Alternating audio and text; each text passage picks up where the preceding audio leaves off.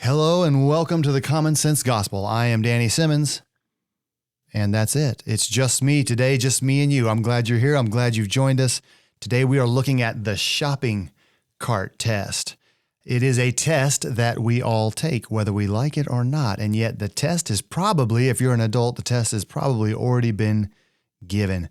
We look at the shopping carts where I shop for my groceries, and they even make the little miniature ones, and it says shopper in training. There's a little flag hanging on it that says shopper in training. That's for our young people, our little ones, to have and push their own cart. Big enough to stick a few things in so they can be involved with the shopping process. But one of the biggest challenges that we face, whether we know it or not, is the shopping cart test.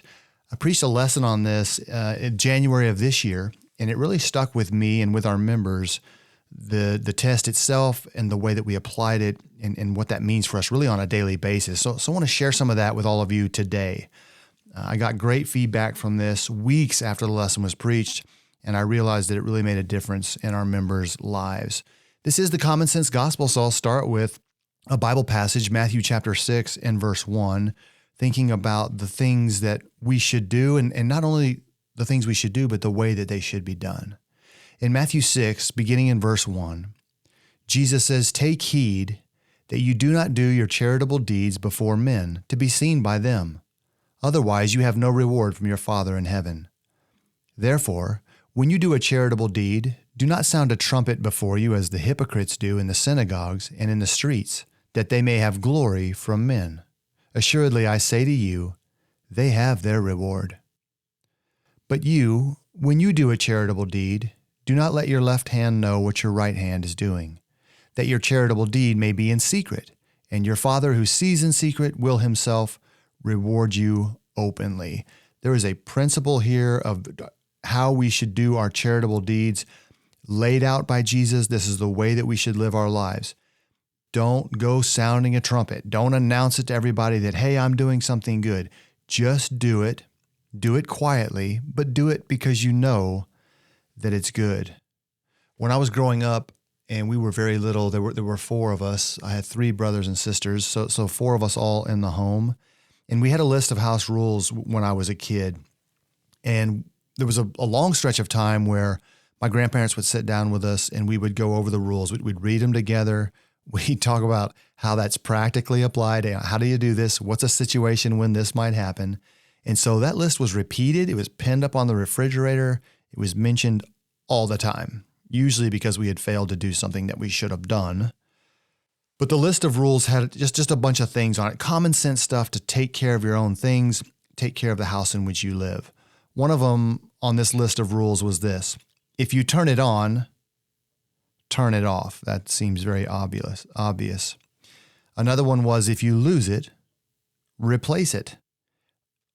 If you make a mess, clean it up. And the final rule, I remember this, the last rule on that list, I think there was probably 10 or 12 of these things that were just briefly stated. This is how you make it better. But the final rule was this: leave every room in better condition than the way you found it. And that's a great principle for life. When you walk into any given room at any given moment, when you walk out of there, make it better. Straighten something up. Look around. See if there's something you can do to liven that room or to brighten that room. It's about having a higher moral standard for ourselves and then having the self-discipline that it takes to live up to that standard. One that motivates us to do something, and not just something, but to do something good. It's about making each day a little brighter and the situations we find ourselves in a little bit better. It's knowing that some good can be done for others and then just simply doing it.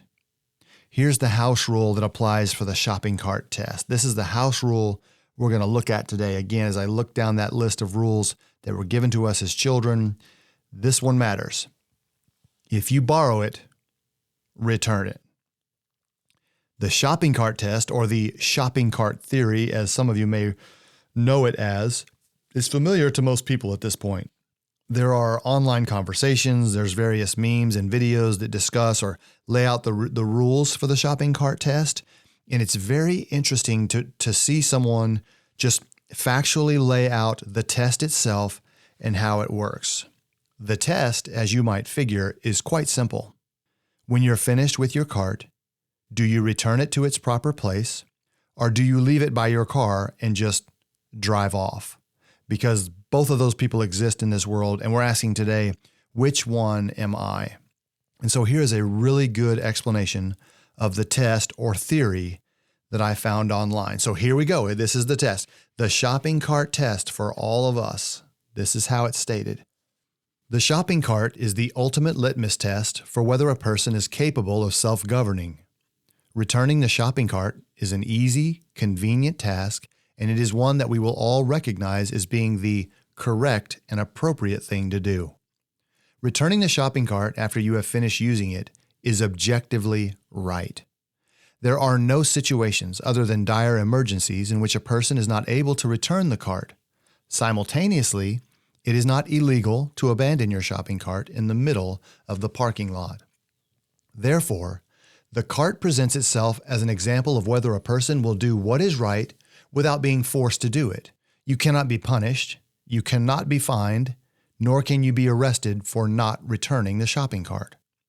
While at the same time, you gain nothing by returning the cart. Returning the shopping cart, if it is done at all, will be done out of the goodness of your own heart. You know that you must return the shopping cart because it is the right thing to do. It is correct. A person who refuses to return the cart or is unable to do this on their own is no better than an animal or a vicious savage who can only be made to do what is right by threatening them with a law and the force that stands behind it. Therefore, the shopping cart will determine whether a person is a good or bad member of society. And that's it. That's how the test is laid out. So the question is, which person are you? Matt Walsh had done something on this not too long ago. He has his own show, and Matt Walsh said this: the entirety of a person's character can be assessed by whether or not they return their shopping cart. The entirety of a person's character. I would encourage all of you to return your cart. You know, the more I've looked at this and looked around and kind of taken note, once I became aware of the situation and to be looking for it, I realized that some people do different things with their cart. Like, for example, if it's a windy day and they're not taking it back to the cart corral, that's for sure. But if it's a windy day, they will turn it upside down next to their car and then drive off and actually pat themselves on the back for doing something about a cart that could be blown into another car. Because ultimately, if a cart is left out on a parking lot, it becomes a ramming rod for the next car that pulls up next to it. I've seen people move them and lift them up into the grass. I've seen it, and you've seen it too. People put them up like halfway on a curb, and so they can't roll anywhere. Now, I'm not going to the cart corral. I'm not that brave. I'm not that strong of a person. But I am going to put it here so it doesn't hurt anyone's car. And again, there's like this weird middle ground where you can do something so that when you get in your car and drive off and leave it, not where you found it, you can actually feel pretty good about that. By the way, as we're discussing this, if you look at the picture that is right next to the title for this episode, the shopping cart test, you should know that I took that picture in a shopping center that's by my neighborhood. After taking the picture of several shopping carts, I returned each one to their proper place. And it's not because I'm a great guy. It's because I realized while I'm like down on my knees taking pictures of shopping carts and walking right up to them, looking at them and taking photos of them, that it would look insane for me to walk away and leave it there in a place where it shouldn't be. Can you imagine me out in the middle of a parking lot with a shopping cart taking pictures of it and somebody says, "Hey, put your cart away"? And so I realized in that moment that my smart decision to take pictures of stray shopping carts in front of a store just earned me a new job. I had no choice. I returned every shopping cart that I took a picture of.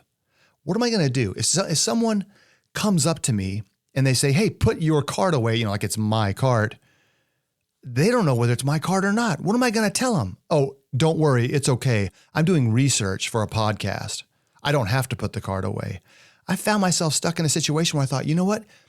I was about to take a bunch of pictures of carts that should have been put away and then left them right where I took a picture of them. Would that not have been awful? I submit to you that it would have been awful. If I would have done that, I wouldn't even be able to do this show. I want to give you a verse, a Bible passage that I think helps us understand this. There is a biblical principle in place here. James 4 and verse 17. James 4:17 says, "Therefore to him who knows to do good and does not do it, to him it is sin."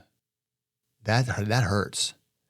To him who knows to do good, so you see something that should be done, it's a good thing to do by your own estimation or by the word of God, and you choose not to do it, now it's sin, because it's the sin of omission. And I think we can really see this verse strengthened in the words of Jesus when he is rebuking the scribes and the Pharisees in Matthew 23 and verse 23.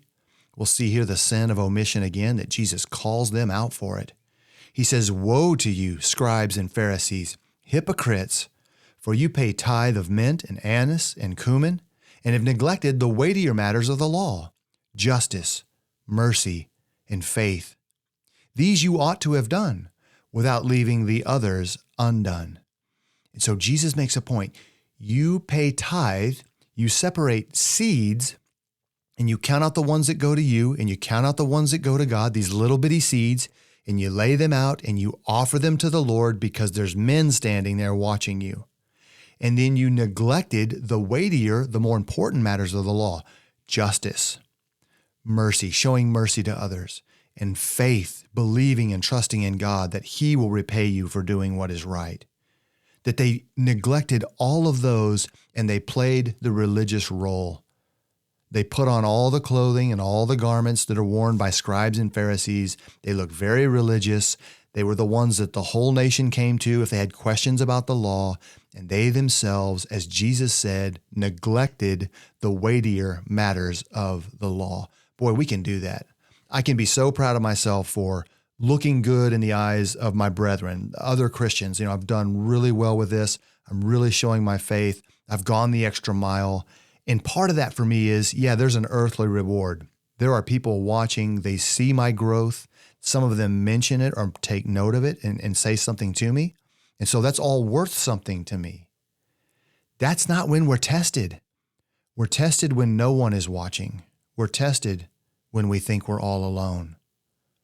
Do I live my life in the justice of God? Do I show mercy to my fellow man, to my family members, to my friends? And do I believe that everything God has told me? I should do the small things. Jesus says, you ought to have done those, but you should not have left the others undone. That is literally the sin of omission. In Matthew chapter 25, when Jesus gives us the great scene of judgment, he will turn to the goats on his left hand. Matthew chapter 25 and verse 41. It says, "Then he will say to those on the left hand, 'Depart from me, you cursed, into everlasting fire prepared for the devil and his angels. For I was hungry, and you gave me no food. I was thirsty, and you gave me no drink. I was a stranger, and you did not take me in, naked, and you did not clothe me, sick and in prison, and you did not visit me.' Then they also will answer him, saying, 'Lord, when did we see you hungry or thirsty or a stranger or naked or sick or in prison and did not minister to you?'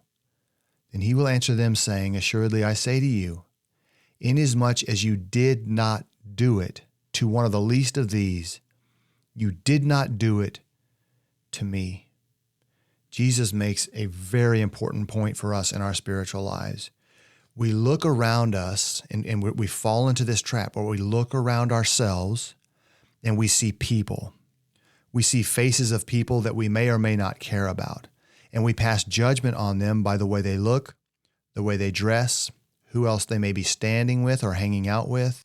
We make judgments about people on our own, and then we decide whether they are worthy or not to receive help from us. It happens, and it happens pretty quickly. It's kind of the world we live in. And so I hope you see with me that this shopping cart, man, this thing is really starting to cause some trouble here.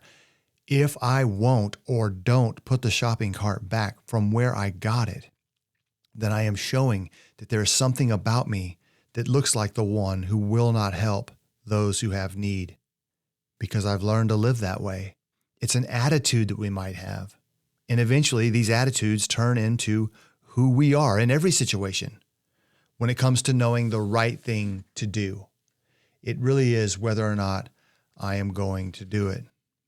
As I said when we started, when I offered this to the members at Northwest, there was a really good response from that. And I think the following at least 2 weeks, I had pictures, videos, and text messages sent to me throughout the next 2 or 3 weeks that either showed me a picture of shopping carts that were all over the place, or some of them sent videos of them actually putting their shopping cart away. And I didn't ask for that, but they're sending it to me and saying, look, I did it. I did the right thing, because it really does speak to us. I think it's powerful, and it's good for us to think about now, putting our shopping cart away.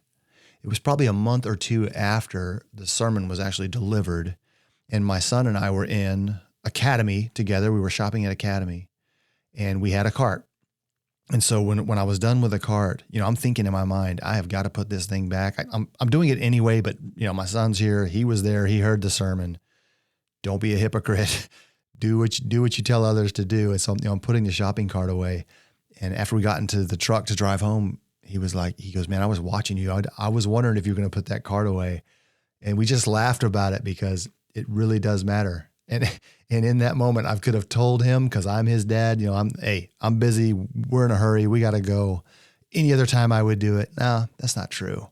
The one of the funny things about the shopping cart, and really many other things that we deal with in our life, is that when you get to the store, you go over to the cart corral, you use all of your strength to pull the shopping cart out because you need it. Need it for what? Well, you need it for you. And so because it's for you and it's a handy tool that the store offers to you, you gladly pull it out and fight with other shopping carts and try to find one that rolls evenly without drifting to the left or to the right. And you find your cart, you go through all that work, you load that bad boy up. And then when you get to your car and your groceries are unloaded, the shopping cart is now worthless to you. It is a chore and it is a problem. There's the test. Will I put this away? Can I get this back from where I got it? That's a huge question. It needs to be answered. If I can get this back from where I got it, it means that I care about the next person who's coming to find a shopping cart for themselves. If I leave it where my car is, it shows I could care less about everyone around me. I have been served.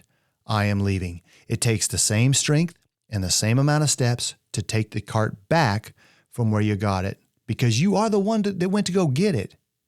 And all of a sudden now, you can't be bothered to put it away. It's quite embarrassing. It really is. And the more I think about it, the more it troubles me that it would even be a temptation for us not to run that shopping cart back, put it where it belongs, do whatever it takes to get it into a place where it can be used again by the next patron. Okay, I have given you my shopping cart test, and now it is time, even without Kurt, that's right, it is time for trivia. Trivia, sweet trivia. I only have 2 questions for all of you because it's really a bother to do 4. So, first question for everyone out there today, what is the 4th book in the Old Testament?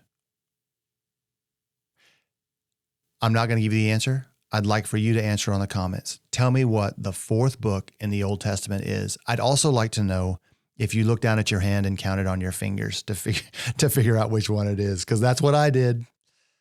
Question number 2. After David committed his terrible sin with Bathsheba and had her husband Uriah put to death, who did the Lord send to David to tell him that he was guilty and God knows everything that he has done? At the end of the chapter before this answer is given to us, it says to us in the very last verse, but the thing that David had done displeased the Lord. And then the next verse in the following chapter says, then the Lord sent blank to David. Who was that the Lord chose to send to the king to tell him he's in sin and he better get it fixed? I hope you got both of your trivia questions right. I know I certainly did because I'm looking at the answer right now. I would like, as we finish today, I'd like to ask all of you for a favor. Leave a comment in this episode. I've asked you to give the answer for your trivia questions, but I would like a comment from you, if you can, that tells us, where you are generally. We don't want to know your address, but what state are you in? And what are you seeing where you are? Did you put your cart away? Is the parking lot at your neighborhood store a total mess with carts all over the place? Or do the responsible people outnumber the irresponsible people where you live? I would love to know. I'd love to see what you are seeing out there, where you live, what you're seeing, and maybe even if you make some adjustments in your own life. What a good thing, when Jesus says, don't let your left hand know what your right hand is doing. Do not do things to be seen by men. Don't put your shopping cart away at the grocery store because I'm behind you. Do it because God is with you. It's such a great way to live your life. And whether people are putting their shopping carts away or not, no matter where we are in this country, I'll bet you one thing. It sure does matter to the person who's been hired to gather all of them up. I also have a brief update on the Common Sense Gospel that I need to share with all of you as we close today. For the next couple of weeks, while Kurt is out, we won't have any new shows being posted on Mondays, so we'll miss 2 weeks. I'll continue the encouraging words that we release on Wednesday mornings, but the shows that come out on Monday will be on hold for just 2 weeks. And so I think April 28th will be the date when our next show will be released, the official show. That'll be season 6. And our theme for season 6 is going to be unnamed heroes in the Bible. Unnamed heroes in the Bible. I want to give it to you now so you can be thinking about those who do great things in Scripture, and we don't know their name because there is a bunch of them. Their stories are amazing, and for whatever reason, God has decided to withhold their names from us, that we would simply know the great deed that was done, but not the name of the one who did it. We love you all very much. We thank you so much for supporting us in our efforts to share God's word with the whole world. If you see fit to do it, share these episodes with your friends, with the people you love. Find a title that really meant something to you and pass that on. We have been told repeatedly that as these are shared or even as comments are put down for particular shows, that those algorithms rise as far as possibility for those shows to be put out in front of more people's eyes. And so it's just a great help to us if you pass these on, share them. Thank you all again so much. Let's be praying for Kurt and pray that God will see him home safely at the appointed time.